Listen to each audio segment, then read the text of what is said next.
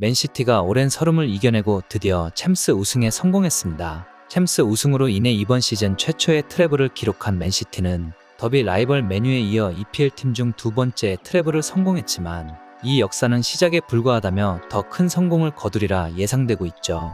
특히 홀란드는 맨시티의 이와 같은 성공을 이어가기 위해선 손흥민 같은 존재가 필요하다는 놀라운 근거를 제시해 화제를 모았습니다. 이 깜짝 소식에 대해서 자세히 한번 알아보도록 하죠. 과르디올라 감독은 트래블을 달성한 소감에 대해 다음같이 말하길, 나는 트래블을 성공시키는데 무려 14년이란 시간이 필요했다. 결국 어렵게 성공하였기에 굉장한 성취감과 안도감이 들지만 신기하게 트래블을 한 뒤 내리막길로 가는 팀이 많았다. 때문에 우리 맨시티는 반짝 성공에 그치지 않는 팀이 반드시 될 것이다 라고 이야기하며 맨시티의 팬들에게 다음 시즌 희망을 불어넣었죠. 현재 과르디올라 감독은 유럽 축구 역사상 처음으로 트래블 2회라는 매우 대단한 금자탑을 세우며 가장 높은 주가를 달성하게 되었습니다. 일찍이 메시를 앞세워 바르셀로나에서 트래블을 기록한 과르디올라는 이후 여러 클럽을 걸치며 메시빨이 아닌 자신의 능력으로 성공을 거두려 했으나 번번이 성공의 문턱에서 무너져 메시빨로 우승했다는 오명을 안게 되었죠. 하지만 이번 우승으로 인해 비로소 능력을 온전히 인정받게 되었습니다. 또한 과르디올라는 우승에 만족할 경우 빠르게 실패하는 걸 누구보다 잘 알고 있기에 시즌이 끝나고 선수단 구성을 다시 한번 재정비할 것으로 예상됩니다.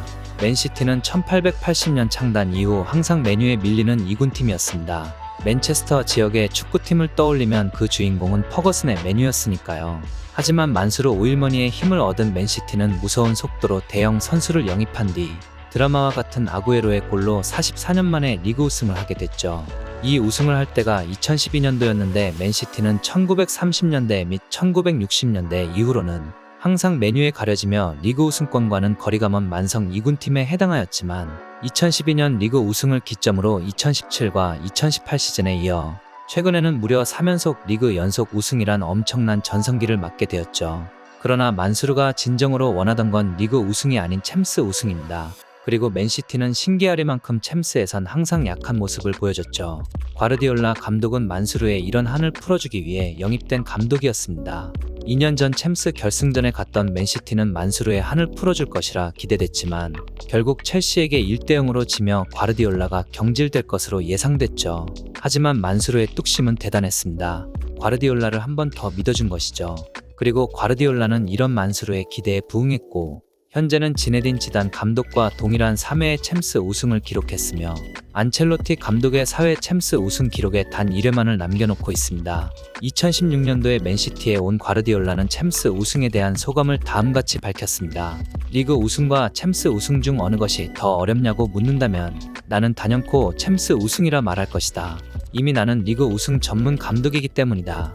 사실 맨시티에 왔을 때만 해도 챔스 우승은 금방 도달할 것으로 예상했다. 부임 직후 팀은 빠르게 정비되었으며 우리는 총 4번의 리그 우승과 더불어 FA컵과 슈퍼컵 등에서 여러 차례 우승팀의 기분을 맛보았다. 하지만 나는 나의 본분을 잊지 않았다.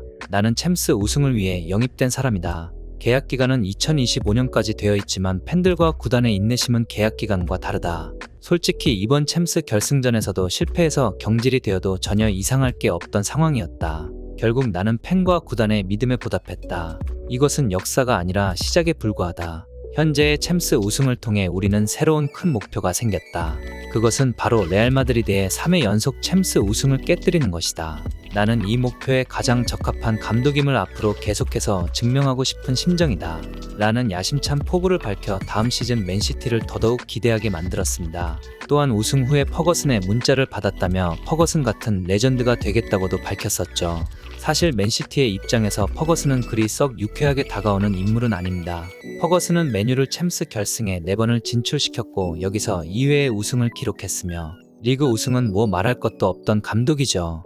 또한 맨시티 더비전 킬러이기도 했고요. 하지만 과르디올라가 퍼거슨을 언급하자 맨시티 팬들은 매우 적절한 비교였다고 인정하며 아직 퍼거슨의 맨유에 도달하기 위해서는 리그 우승만으로는 충분치 않다고 밝혔습니다. 또한 챔스 우승 이래로는 맨체스터를 대표할 수 없다는 자아 비판을 하기도 했습니다.